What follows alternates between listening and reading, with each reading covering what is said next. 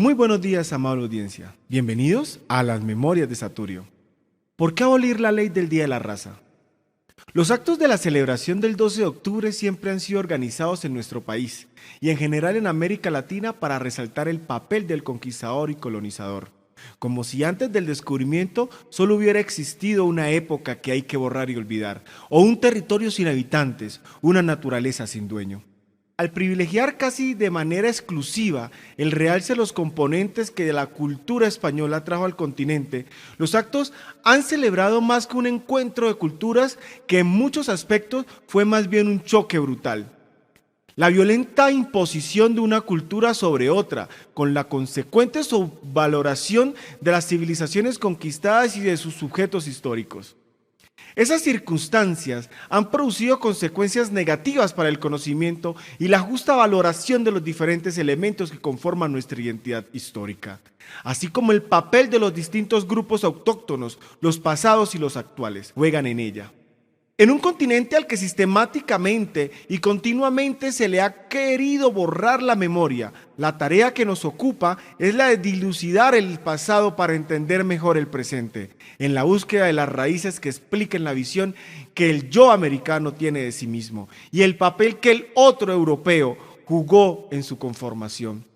La polémica que se ha desatado en América Latina en torno a cómo identificar esa fecha sin plegarse a la perspectiva europea que le otorga un nombre eufórico, celebración, y eurocentrista, descubrimiento, o directamente racista como la denominación del Día de la Raza, tiene un gran sentido porque responde a la necesidad de rescatar la recomposición étnica múltiple de la región.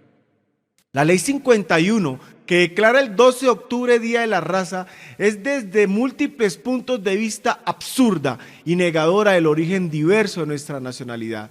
Basta para afirmar lo anterior recordar que los patricios fundadores de la República consideraban que la independencia había sido el momento en que América había recuperado la identidad perdida durante la época de la colonia. Consideraban, por tanto, de una vez librados del yugo que nos oprimía, la fecha de la independencia debería celebrarse con la mayor efusión patriótica. Si así se contextualizaba el periodo de dominación española, es normal que en todos los países latinoamericanos la fecha de independencia haya sido la efeméride más significativa. Entonces, ¿por qué razón habría que celebrar casi de igual solemnidad el 12 de octubre? Una respuesta a esa flagrante contradicción podría encontrarse en la siguiente afirmación de Gustev. En América Latina, a lo largo del siglo XIX y aún a comienzos del siglo XX, la actitud de las élites dirigentes fue la de interiorizar los valores de Europa, sus gustos, sus modales. Esas élites aceptaron con agrado sobre el plano intelectual sobre una situación de colonizados, asimilando así los prejuicios raciales, climáticos y culturales utilizados por los conquistadores europeos para justificar el hecho colonial.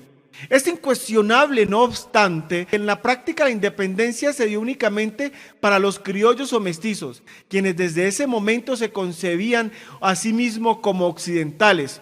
Por el contrario, para las comunidades indígenas sobrevivientes, después de la independencia, continuó la expropiación y la marginalización. Además, la construcción de un Estado nacional significó también la elaboración de una memoria histórica que sirviera en fundamento al nuevo proyecto político. Así, a lo largo y a ancho de todo el continente se elaboraron historias nacionales con el fin de servir de instrumentos esenciales en la formación de los ciudadanos. Siguiendo una tradición que venía desde los romanos en los siglos pasados, que se creía que el conocimiento del pasado era indispensable, pues un pueblo sin raíces es un pueblo sin futuro. Se sostenía de acuerdo con el pensamiento de la Ilustración que las naciones son construcciones, que toda nación es una construcción de la historia. El conocimiento del pasado era visto entonces como un arma esencial para forjar solidaridades y lealtades hacia la patria. Es preciso señalar que la noción de patria y nacionalidad no incluía a todos los componentes de la sociedad. Los grupos autóctonos eran excluidos del progreso que se pretendía alcanzar y en consecuencia, hasta la reconstrucción del pasado o memoria colectiva sirvió para justificar esa marginalización.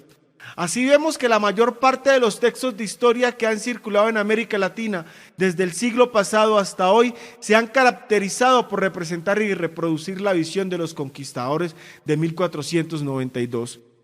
Estos manuales escolares se han distinguido por la visión eurocentrista, la que habla del descubrimiento, y por una óptica racista cuando habla del Día de la Raza. Por esa razón, en Colombia, los libros de textos de historia han sido portadores de valores que exaltan el papel de los conquistadores y el colonizador, negando o menospreciando el papel del descubrimiento en 1492. A muchas generaciones de colombianos se le ha presentado el contacto de los españoles con los indígenas, pobladores de este continente, miles de ellos antes de la llegada de los europeos, en términos de dicotomías simplistas y falsas, civilizaciones, barbaries, luz, tinieblas, cristianismo, paganismo.